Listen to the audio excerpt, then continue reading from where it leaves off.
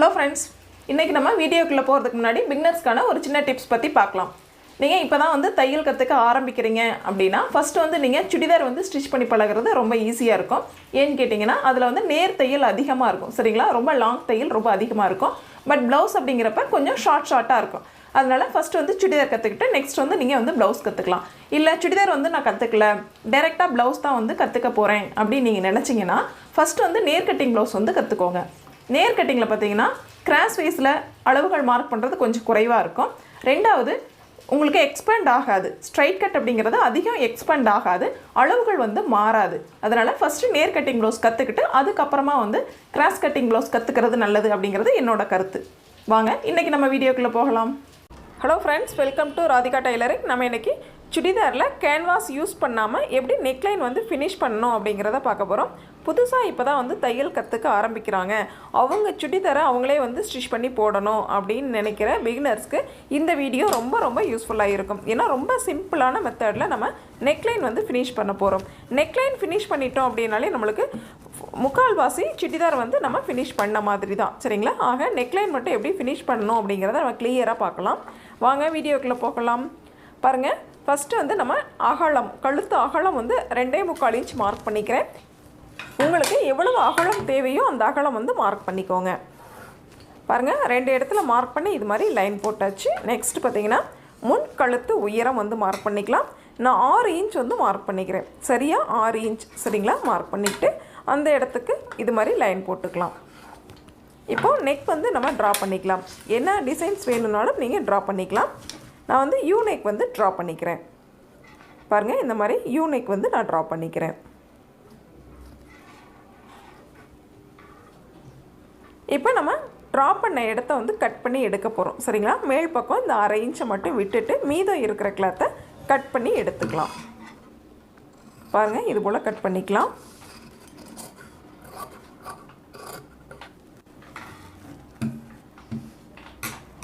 Next இந்த line போட்டோம் இல்லைங்களா, இந்த லைன் நேர் கட் பண்ணிக்கோங்க. ஏன்னு கேட்டால் கிளாத் எக்ஸ்பேண்ட் ஆகாமல் இருக்கும். சரிங்களா, அந்த இடத்துல அளவுகள் நம்மளுக்கு மாறாமல் இருக்கும். கழுத்து அகலத்தினுடைய அளவை சரியாக நம்ம ஸ்டிச் பண்ணுறதுக்கு இந்த மெத்தட் இது மாதிரி கட் பண்ணும்பொழுது ரொம்ப ஈஸியாக இருக்கும். பிகினர்ஸ்க்கு இது ரொம்பவே யூஸ்ஃபுல்லாக இருக்கும். பாருங்கள், லைனிங் இந்த மாதிரி நம்ம கட் பண்ணி எடுத்துட்டோம். இப்போது ஃபஸ்ட்டு கீழ்ப்பக்கம் பாட்டம் நம்ம ஃபோல்டு பண்ணி ஸ்டிச் பண்ணிக்கலாம். ஒரே டைமில் டபுள் ஃபோல்டு பண்ணி இது மாதிரி பண்ணிக்கோங்க. ஃபோல்டிங்கோட எட்ஜில் இது மாதிரி தையல் போட்டுக்கலாம்.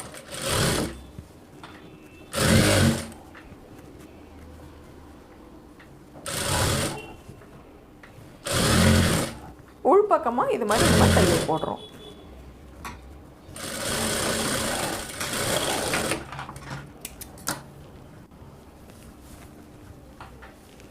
லைனிங்கில் பாட்டம் பகுதி இது மாதிரி நம்ம டபுள் ஃபோல்டு பண்ணி ஸ்டிச் பண்ணிட்டோம்.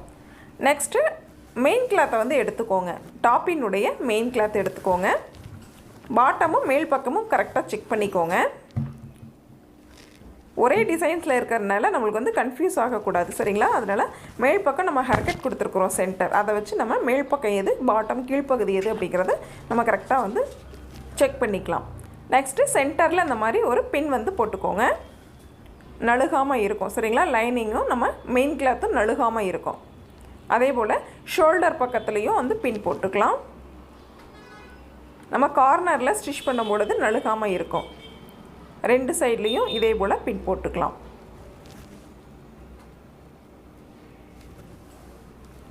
நெக்ஸ்ட்டு சென்டர் கரெக்டாக மார்க் பண்ணிக்கோங்க. சென்டர் கரெக்டாக மேட்ச் பண்ணி அந்த இடத்துலையும் இது போல் பின் போட்டுக்கலாம். மெயின் கிளாத்தையும் லைனிங் கிளாத்தையும் சேமாக வச்சு நம்ம பின் போட்டுக்கணும். அடிப்பகுதியில் சுருக்கங்கள் இல்லாமல் நேராக எடுத்து விட்டுக்கோங்க.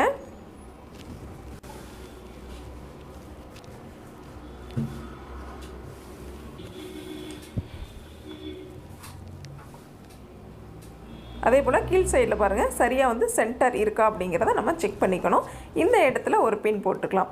ஏன்னு கேட்டிங்கன்னா நம்ம லைனிங் கிளாத்தையும் மெயின் கிளாத்தையும் கார்னரில் ஸ்டிச் பண்ண போகிறோம் இல்லைங்களா, அப்போது நழுகாமல் இருக்கிறதுக்கு கரெக்டாக இருக்கும். சரிங்களா, அதாவது சென்டர் சரியாக இருந்தது அப்படின்னா மட்டும்தான் நம்ம சுடிதாரில் பார்த்திங்கன்னா ஃபினிஷிங் நீட்டாக வரும். இல்லைன்னா கண்டிப்பாக அளவுகள் மாறிடும். சரிங்களா, சுடிதாரை பொறுத்த வரைக்கும் மெயின் சென்டர் ரொம்ப ரொம்ப முக்கியம்.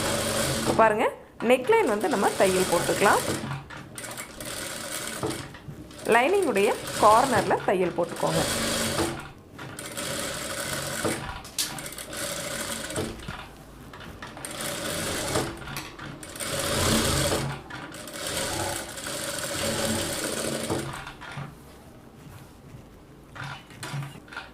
நெக்ஸ்ட்டு ஷோல்டரோட எட்ஜில் இது மாதிரி தையல் போட்டுக்கலாம்.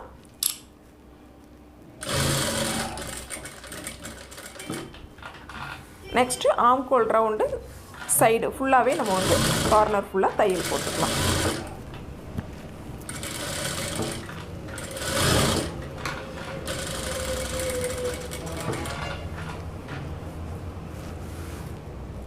சுருக்கங்கள் இல்லாமல் கரெக்டாக வந்து எடுத்து விட்டுக்கோங்க.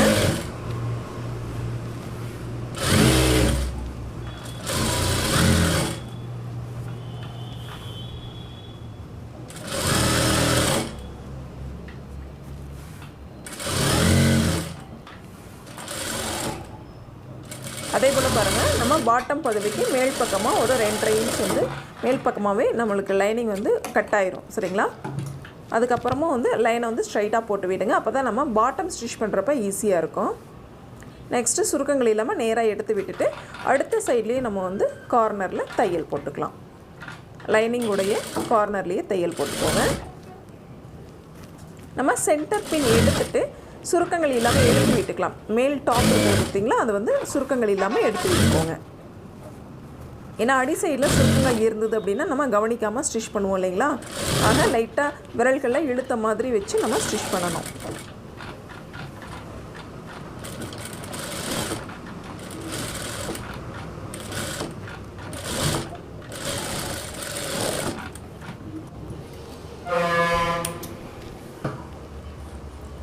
ஃபஸ்ட்டு இந்த நெக்லைன் வந்து கட் பண்ணிக்கலாம்.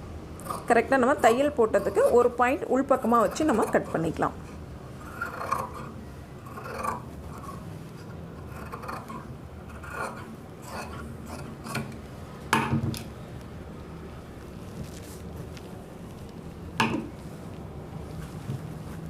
அடுத்து பாருங்கள், நம்ம எக்ஸ்ட்ரா இருக்கிற கிளாத்தை கட் பண்ணிக்கலாம். ஆம்கோல் ரவுண்டு சைடு பகுதி எல்லாமே வந்து நம்ம எக்ஸ்ட்ரா இருக்கிற மெயின் கிளாத் டாப்போட மெயின் கிளாத்தை வந்து நம்ம கட் பண்ணிக்கலாம்.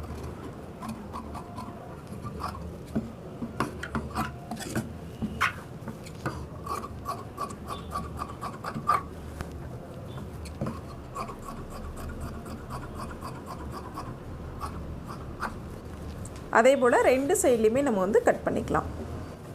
வலது இடது 2 சைட்லேயுமே நம்ம வந்து கட் பண்ணிக்கலாம்.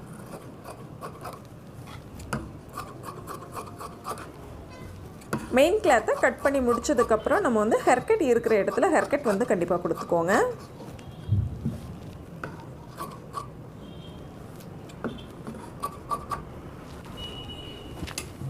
பாருங்கள், எல்லா இடத்துலையும் நம்ம வந்து எக்ஸ்ட்ரான கிளாத்தை கட் பண்ணிட்டோம். அடுத்து பின்னை வந்து இது மாதிரி எடுத்துடலாம். ஃப்ரண்ட்டில் பார்த்தீங்கன்னா இந்த மாதிரி இருக்கும் நம்மளுக்கு. சரிங்களா?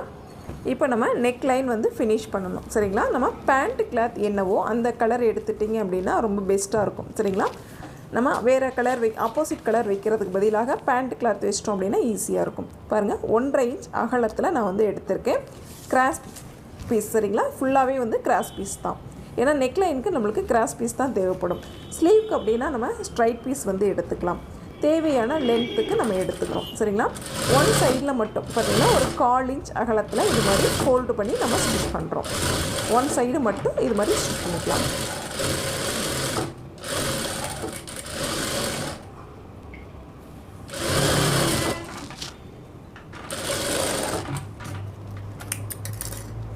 நெக்ஸ்ட்டு பாருங்கள், நம்ம தையல் போட்ட பகுதியை இந்த சைடில் வச்சுட்டு கார்னர் பகுதி இருக்குது பார்த்திங்கன்னா, அதாவது பிசுறு பகுதி இருக்குது பார்த்திங்களா? இந்த பிசுறு பகுதியை வந்து நம்ம டாப்பினுடைய கார்னரில் வச்சு நம்ம ஸ்டிச் பண்ண போகிறோம். சரிங்களா? இந்த இடத்துல மட்டும் லைட்டாக ஒரு ஃபோல்டு பண்ணுவோம், இந்த கார்னரில் மட்டும். அதே போல் இந்த இடத்துலையும் ஒரு லைட்டாக ஒரு ஃபோல்டிங் இந்த மாதிரி வந்து நம்ம பண்ணி முடிச்சுட்டு நெக்ஸ்ட்டு தையல் போடுவோம். சரிங்களா? இந்த 2 இடத்துல மட்டும் நம்ம ஒரு ஃபோல்டு பண்ணோம் அப்படின்னா ஃபினிஷிங் வந்து நீட்டாக வந்துடும். மற்ற இடங்களில் கிளாத் வந்து ஸ்ட்ரைட்டாக வரும். சரிங்களா? இப்போ 1/4 இன்ச் அகலத்தில் தையல் போட்டுக்கலாம். சரியாக 1/4 இன்ச் அகலம் இருந்தது அப்படின்னா போதுமானது.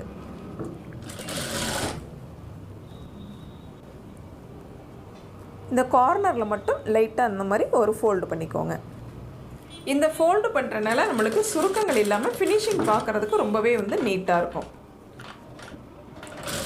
நெக்ஸ்ட் பாருங்கள், சேம் அளவு அதாவது அதே 1/4 இன்ச்சில் இது மாதிரி தையல் போட்டுக்கலாம். அதே போல் இந்த கார்னர்லேயும் ஒரு ஃபோல்டு, சரிங்களா, ஒரு சின்ன ஃபோல்டு பண்ணிக்கோங்க.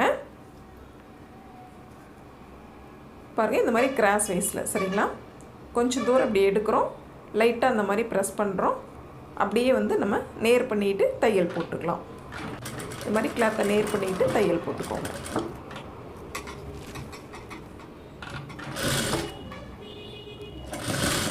ஃபுல்லாகவே இது மாதிரி தையல் போட்டுக்கலாம்.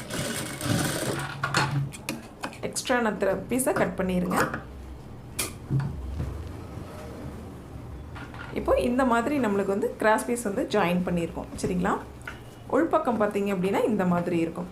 இதில் அடி சைடில் மெயின் கிளாத்தில் நம்மளுக்கு தையல் வந்து சரியாக விழுந்திருக்கா அப்படிங்கிறதையும் செக் பண்ணிக்கோங்க. ஏன்னா நம்ம மேலே வந்து கிராஸ் பீஸை மட்டும் தானே கவனிப்போம், இதையும் வந்து செக் பண்ணிக்கோங்க. அடுத்து தையல் வரைக்கும் வந்து ஹேர்கட் கொடுத்துக்கோங்க. 1/4 இன்ச் அகலத்தில் தையல் போட்டோம் இல்லைங்களா, மீதி இருக்கிற கிளாத்துக்கு இது மாதிரி ஹேர்கட் கொடுத்துக்கோங்க. அப்போ தான் பார்க்குறதுக்கு ஃபினிஷிங் நீட்டாக இருக்கும். நெக்ஸ்ட் பாருங்கள், இந்த லைட்டாக நம்ம கிராஸ் பீஸை இந்த மாதிரி வந்து ஃபோல்டு பண்ணுறோம். இந்த சின்ன கிளாத் இருக்குது பார்த்திங்களா, ஒரு 1/4 இன்ச், இது வந்து உள்பக்கமாக இருக்கிற மாதிரி, கிராஸ் பீஸ்க்கு உள்பக்கமாக இருக்கிற மாதிரி, சரிங்களா. பாருங்கள், மறுபடியும் சொல்கிறேன், இந்த கிராஸ் பீஸை இந்த மாதிரி ஃபோல்டு பண்ணிக்கோங்க. கரெக்டாக மறுபடியும் ஒரு ஃபோல்டு ஃபஸ்ட்டு பண்ணுறோம், அடுத்து மறுபடியும் ஒரு ஃபோல்டு, சரிங்களா, ஒரு ஃபோல்டு பண்ணுறோம். உள்பக்கமாக இந்த நம்ம ஹேர்கட் பண்ண பகுதி இருக்கும், சரிங்களா, அதை கவர் பண்ணுற மாதிரி கிராஸ் பீஸை இந்த மாதிரி கவர் பண்ணணும், சரிங்களா. இப்போது மேல் பக்கம் ஒரு 1/4 இன்ச் நம்மளுக்கு வெளியில் தெரியும், உள்பக்கம் வந்து ஒரு 1/4 இன்ச் வெளியில் இருக்கும், சரிங்களா. இந்த க்ரீன் கலர் கிளாத் அப்படிங்கிறது மேல் பக்கமும் நம்மளுக்கு இருக்கும், உள்பக்கமும் இருக்கும், சரிங்களா. அதோட நம்ம ஹேர்கட் பண்ண பகுதியை வந்து கவர் பண்ணிடும். கரெக்டாக வந்து தையல் வந்து நம்ம ஃபஸ்ட்டு போட்ட தையல் மேலே விடும், சரிங்களா. பாருங்கள், அந்த மாதிரி வச்சுட்டு நம்ம கரெக்டாக பேக் சைடில் கரெக்டாக கிளாத் இருக்கான்னு செக் பண்ணிவிட்டு நீங்கள் வந்து தையல் போட்டுக்கலாம். கிராஸ் பீஸ் அப்படிங்கிறதுனால கரெக்டாக நம்ம அட்ஜஸ்ட் பண்ணோம் அப்படின்னா நகர்ந்து கொடுக்கும், சரிங்களா. நூல் வந்து கரெக்டாக நகரும், அதனால் நம்மளுக்கு ரொம்ப ஈஸியாக இருக்கும் ஸ்டிச் பண்ணுறதுக்கு. பாருங்கள், கரெக்டாக அந்த கார்னரில் ஃபோல்டு பண்ணிக்கோங்க. இந்த மாதிரி உள்பக்கமாக தள்ளி விட்டுட்டிங்க அப்படின்னா கரெக்டாக ஃபோல்டிங் ஆயிரும். நம்ம தையல் போட்டுக்கலாம்.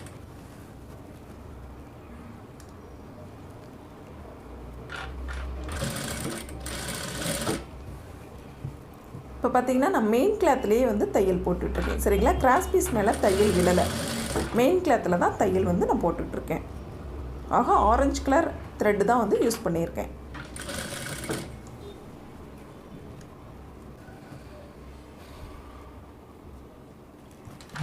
கரெக்டாக கார்னரில் கரெக்டாக வந்து தையல் போட்டுக்கோங்க.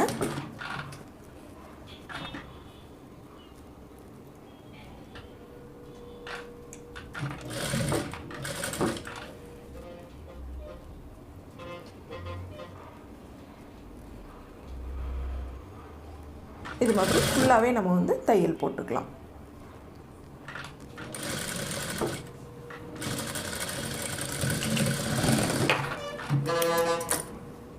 இப்போ பாருங்கள், நெக் பகுதி பார்த்திங்க அப்படின்னா இந்த மாதிரி இருக்கும், சரிங்களா. அந்த கார்னர் பகுதி மட்டும் ஒரே ஒரு ஃபோல்டு மட்டும் இருக்கும். இந்த சைடு ஒரு ஃபோல்டும் அந்த சைடு ஒரு ஃபோல்டிங்கும். பேக் சைடில் பார்த்திங்க அப்படின்னா தையல் வந்து இந்த மாதிரி விழுகும், சரிங்களா. இப்போ நம்ம எந்த ஒரு பிசுறுகளும் உள்பக்கமோ வெளிப்பக்கமோ நம்மளுக்கு தெரியாது. பார்க்குறதுக்கும் ரொம்ப நீட்டாக இருக்கும், சிம்பிளாக நீட்டாக இருக்கும், சரிங்களா. ரொம்ப ஈஸியான மெத்தடும் கூட. பிகினர்ஸ் வந்து கற்றுக்கிறதுக்கு ரொம்ப ரொம்ப ஈஸியான மெத்தட். நம்ம வீடியோ பிடிச்சிருந்தது அப்படிங்கிற பட்சத்தில் சப்ஸ்கிரைப் பண்ணி சப்போர்ட் பண்ணுங்கள். Thank you friends.